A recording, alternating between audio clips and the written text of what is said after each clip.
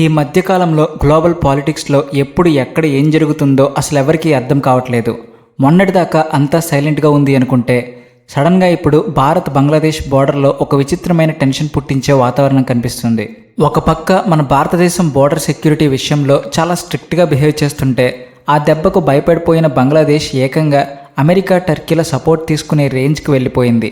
వాళ్ళ బిహేవియర్ ఎంత దూరం వెళ్ళిందంటే భారత్ బోర్డర్పై నిఘా పెట్టడానికి బంగ్లాదేశ్ ఏకంగా ఒక ఫుల్ అడ్వాన్స్డ్ డ్రోన్ ఆర్మీని రంగంలోకి దించబోతుంది. ఇక్కడ ఎవరికైనా మైండ్ బ్లాక్ అయ్యే మ్యాటర్ ఏంటంటే ఈ ఆపరేషన్లో బంగ్లాదేశ్కు బ్యాక్గ్రౌండ్లో ఉండి ఫుల్ టెక్నికల్ మిలిటరీ సపోర్ట్ ఇస్తుంది ప్రపంచ దేశాలైన అమెరికా, టర్కీ. ఢాకా నుంచి ఎవరికీ తెలియకుండా సైలెంట్గా నడుస్తున్న ఈ పెద్ద స్కెచ్ వెనుక అసలు కథేంటో ఇప్పుడు క్లియర్గా మాట్లాడుకుందాం. అంతకంటే ముందు మీరు మా ఛానల్ సబ్స్క్రైబ్ చేసుకోకపోతే వెంటనే సబ్స్క్రైబ్ చేసుకుని కామెంట్ సెక్షన్లో జై హింద్ అని రాయండి. ప్రపంచమంతా సౌత్ ఏషియా వైపు చూస్తున్న ఈ టైంలో బంగాళాఖాతం నుంచి నేల బార్డర్ వరకు ఒక సైలెంట్ వార్కు గట్టి ప్రిపరేషన్స్ జరుగుతున్నాయి. భారత్ చూపిస్తున్న స్ట్రిక్ట్ బిహేవియర్కి వణికిపోయిన బంగ్లాదేశ్ నిజంగానే బార్డర్లో ఇంత పెద్ద డ్రోన్ ఫోర్స్ని దించే ధైర్యం చేస్తుందా అన్నది ఒక పెద్ద ప్రశ్న.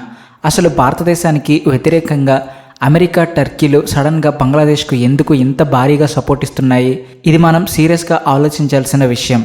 ముందుగా ఈ డ్రోన్ రెజిమెంట్ అంటే ఏంటో పర్ఫెక్ట్గా అర్థం చేసుకోవాలి. ఇది 1-2 మామూలు డ్రోన్ల వ్యవహారం అస్సలు కాదు. డ్రోన్ రెజిమెంట్ అంటే మిలిటరీలో ఒక సపరేట్ హైటెక్ డిపార్ట్మెంట్.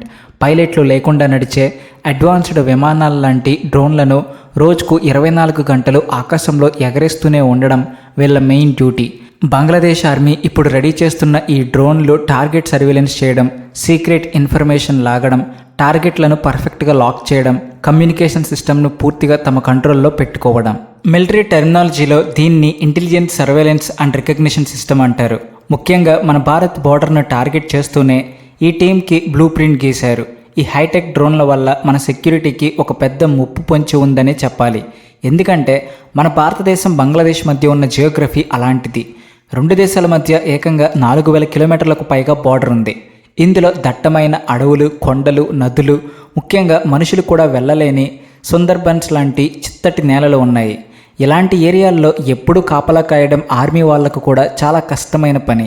ఆ గ్యాప్ను వాడుకుని ఆకాశం పైనుంచి అబ్జర్వ్ చేయడానికే వాళ్ళు ఈ ప్లాన్ వేశారు. హై రిజల్యూషన్ కెమెరాలు, థర్మల్ ఇమేజింగ్ సెన్సార్లు ఉన్న ఈ డ్రోన్లు ఆకాశంలో తిరుగుతుంటే కింద నేల మీద చిన్న కదలిక ఉన్నా సరే వాళ్లకు ఇట్టే తెలిసిపోతుంది. నైట్ టైంలో కూడా ఈ ఏరియాలో మూమెంట్స్ అన్నీ పక్కాగా రికార్డ్ అయిపోతాయి. ఈ ఎపిసోడ్లో టర్కీ ఎంట్రీ గురించి మాట్లాడుకోవడం చాలా ఇంపార్టెంట్. ఈ రోజుల్లో డ్రోన్ టెక్నాలజీ అనగానే అందరికీ టర్కీనే గుర్తొస్తుంది. యుక్రెయిన్ వార్లో కూడా టర్కీ డ్రోన్స్ ఎలాంటి మ్యాజిక్ చేశాయో మనం చూసాం. అందుకే బంగ్లాదేశ్ తన మిలిటరీ పవర్ అమాంతం పెంచుకోవడానికి వాళ్ళని గట్టిగా పట్టుకుంది. బంగ్లాదేశ్ ఆర్మీ కోసం టర్కీ ఒక అడ్వాన్స్డ్ గ్రౌండ్ డేటా టెర్మినల్ను డెవలప్ చేస్తుంది. ఇదొక ultra modern high security control room. 1000 అడుగుల ఎత్తులో ఎగిరే డ్రోన్ అది తీసే ఫోటోలు, వీడియోలు, రేడార్ సిగ్నల్స్ను ఏమాత్రం లేట్ చేయకుండా లైవ్లో డైరెక్ట్గా ఈ కంట్రోల్ రూమ్కు పంపించేస్తుంది. ఈ టెక్నాలజీ వల్ల బోర్డర్లో ప్రతి అంగుళాన్ని వాళ్ళు పిన్ టు పిన్ అబ్జర్వ్ చేయొచ్చు. మొన్నీ మధ్య టర్కీ ఫారిన్ మినిస్టర్ చాలా సీక్రెట్గా ఢాకాలో టూర్ వేశాడు. సౌత్ ఏషియాలో తన పవర్ చూపించుకోవడానికి టర్కీ బంగ్లాదేశ్ను ఒక లాంచ్ ప్యాడ్లా వాడుకుంటుందని మనకు క్లియర్గా అర్థమవుతుంది. వాళ్ళ ప్రెసిడెంట్కి గ్లోబల్ లీడర్ అవ్వాలని పెద్ద డ్రీమ్ ఉంది. అందులో భాగంగానే ఇలా వేరే దేశాలకు అడ్వాన్స్డ్ వెపన్స్ ఇస్తూ తమ ఇన్ఫ్లుయెన్స్ని పెంచుకుంటున్నాడు. కానీ ఈ కథ కేవలం ఆకాశానికి లిమిట్ కాలేదు. సముద్రం అడుగున ఇంతకంటే పెద్ద డ్రామా నడుస్తుంది. ఇక్కడే అగ్రరాజ్యం అమెరికా సీన్లోకి ఎంటర్ అవుతుంది. మే 31వ తేదీన బంగ్లాదేశ్లోని బర్గునా తీరం దగ్గర ఉన్న పత్తర్ఘాట్ ఏరియాలో లోకల్స్కి నీళ్లలో తేలుతున్న ఒక వింత మిషన్ దొరికింది. దాన్ని పట్టుకుని టెస్ట్ చేసి చూస్తే ఇంటెలిజెన్స్ ఏజెన్సీలన్నీ షాక్ అయ్యాయి. ఎందుకంటే అది అమెరికా నేవీకి చెందిన అత్యంత secret autonomous under ground gliding vehicle. ఇదొక రోబోటిక్ సిస్టమ్. మనుషుల అవసరం లేకుండానే నీటి అడుగున తన పని తాను చాలా సైలెంట్గా చేసుకుపోతుంది. సముద్రం లోతులో డేటా కలెక్ట్ చేయడానికి, నీటి టెంపరేచర్ కొలవడానికి దీన్ని వాడతారు. ముఖ్యంగా మన సబ్మెరైన్లు వెళ్ళడానికి సీక్రెట్ రూట్లు ఎక్కడున్నాయి, వాటర్ డెన్సిటీ ఎలా ఉంది, ఇలాంటి విషయాలు కనుక్కోవడానికే దీన్ని డిజైన్ చేశారు. బంగాళాఖాతం లాంటి సెన్సిటివ్ ఏరియాలో అమెరికాకు చెందిన ఇలాంటి స్పై మిషన్ దొరకడం కోయిన్సిడెన్స్ అస్సలు కాదు. సముద్రం అడుగున ఏదో పెద్ద ఆపరేషన్ జరుగుతుందనడానికి ఇదొక పక్కా ప్రూఫ్. అమెరికాకు బంగ్లాదేశ్ మీద ఇంత ఇంట్రెస్ట్ ఎందుకు పుట్టుకొచ్చిందబ్బా అని ఆలోచిస్తే బంగాళాఖాతంలో వాళ్ళ ఏరియాని వాడుకుని సౌత్ ఏషియాలో తమ పవర్ చూపించడానికే అని అర్థమవుతుంది. ఈ రెండు దేశాలు కుదుర్చుకున్న రెండు డేంజరస్ డిఫెన్స్ అగ్రిమెంట్లలోనే దీనికి ఆన్సర్ దాగి ఉంది. డిప్లొమాటిక్ లాంగ్వేజ్లో వీటిని ఆక్సా అలాగే గిసోమియా అని పిలుస్తారు. ముందుగా ఆక్సా అంటే oxygen and cross servicing agreement. దీని ప్రకారం అమెరికా నేవీకి చెందిన పెద్ద యుద్ధ నౌకలు, ఎయిర్ క్రాఫ్ట్ క్యారియర్లు ఇక మీదట బంగ్లాదేశ్లోని చిట్టగాంగ్, మాతర్బారి లాంటి ఇంపార్టెంట్ పోర్టులకు ఎప్పుడైనా ఫ్రీగా వచ్చిపోవచ్చు. అక్కడే వాళ్ళ షిప్పులకు ఫ్యూయల్ నింపుకోవచ్చు, ఎలాంటి రిపేర్లు ఉన్నా చేసుకోవచ్చు. వాళ్ళ వెపన్స్ సప్లై చైన్ కూడా ఎలాంటి అడ్డంకులు లేకుండా కంటిన్యూ చేసుకోవచ్చు. ఒక్క మాటలో చెప్పాలంటే బంగాళాఖాతంలో అమెరికాకు ఒక పర్మనెంట్ మిలిటరీ బేస్ దొరికినట్టే. మన సముద్ర బార్డర్కు ఇంత దగ్గరగా, అది భారతదేశానికి పక్కనే ఒక విదేశీ శక్తికి ఇంత పెద్ద యాక్సెస్ ఇవ్వడం అంటే మనకు చాలా టెన్షన్ పుట్టించే విషయమే. ఇక రెండవది మొదటి దానికంటే చాలా సీక్రెట్ అయిన అగ్రిమెంట్ గిసోమియా. దీని full form general security of military information agreement. దీని ప్రకారం అమెరికా, బంగ్లాదేశ్ రెండు దేశాలు తమ దగ్గర ఉన్న రహస్యమైన military information, satellite data, intelligence ఇన్పుట్స్ని చాలా సేఫ్గా షేర్ చేసుకుంటాయి. దీని ఎఫెక్ట్ ఎలా ఉంటుందో ఊహించండి. ఒక పక్క నేల మీద టర్కీ కంట్రోల్ చేస్తున్న డ్రోన్లు ఆకాశంలో తిరుగుతుంటాయి, మరోపక్క సముద్రం అడుగున అమెరికా గ్లైడర్లు డేటా లాగుతుంటాయి. ఈ డేటా అంతా వాషింగ్టన్, ఢాకాల మధ్య లైవ్లో ఎక్స్చేంజ్ అయిపోతుంది. ఇదంతా కేవలం ఒక చిన్న దేశం బోర్డర్ సెక్యూరిటీ కోసమే అని అనుకుంటే మనకంటే అమాయకులు ఎవరు ఉండరు. దీని వెనుక సౌత్ ఏషియా మ్యాప్ని మార్చేగల ఒక పెద్ద జియోపొలిటికల్ గేమ్ నడుస్తుంది. ఈ రెండు పెద్ద దేశాలు ఆ వైపు మొగ్గు చూపడానికి మెయిన్ రీజన్ ఇండో పసిఫిక్ రీజియన్లో తమ ఆధిపత్యం చూపించుకోవడానికే. చైనా ఇన్ఫ్లుయెన్స్ని తొక్కేయాలంటే అమెరికాకు ఒక స్ట్రాంగ్, నమ్మకమైన బేస్ కావాలి.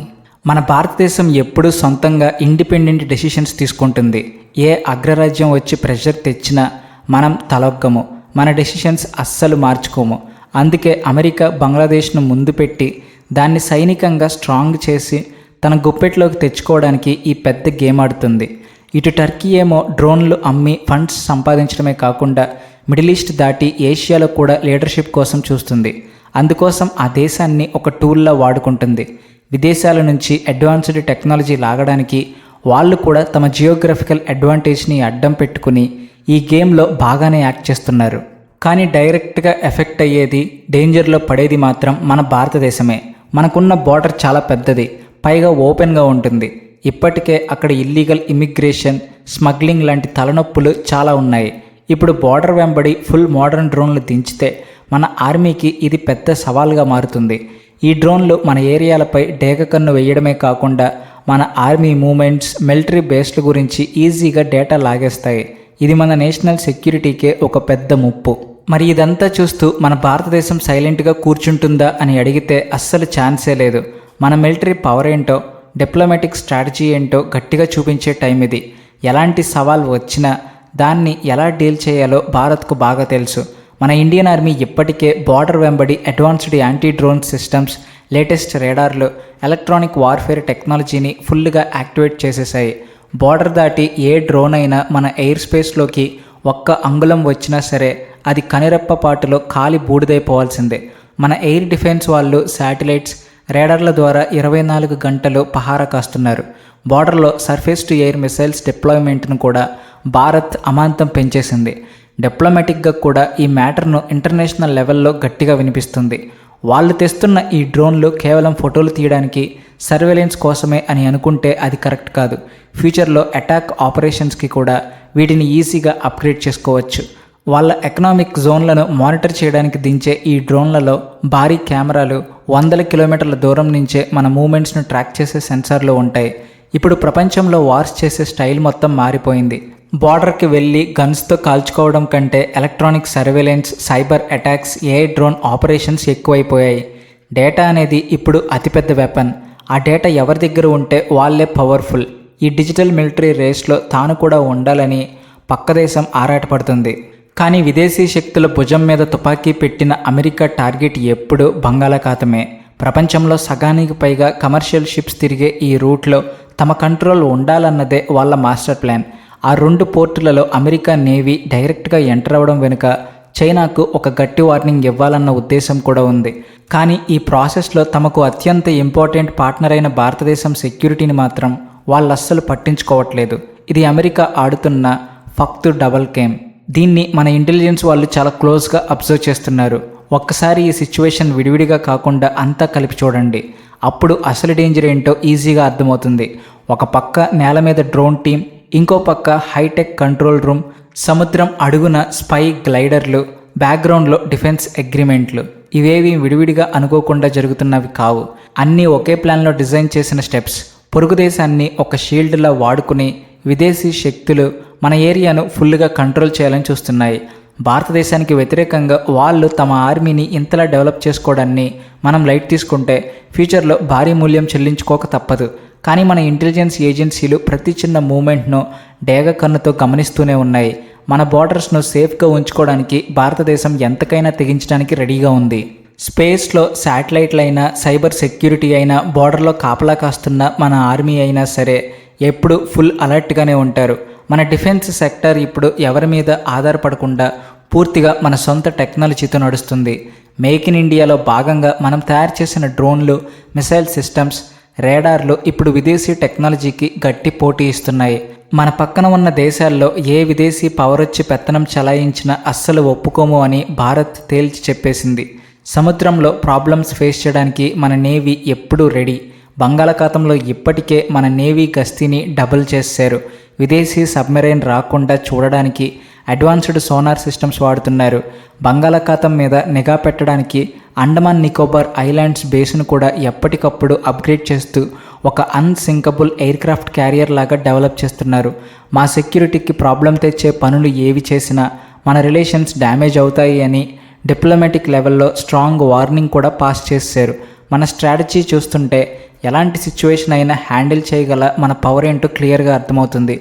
ఈ విదేశీ ప్లాన్ వర్కౌట్ అవుతుందా, లేక భారతదేశం ఇచ్చే కౌంటర్ అటాక్తో దీనికి పర్మనెంట్గా ఎండ్ కార్డు పడుతుందా అన్నది ఫ్యూచర్లో చూడాలి. బంగాళాఖాతం, బార్డర్స్ చుట్టూ మొదలైన ఈ కొత్త మిలిటరీ రేస్ ముందు ఒక పెద్ద జియోపొలిటికల్ ఇష్యూకి దారి తీయవచ్చు.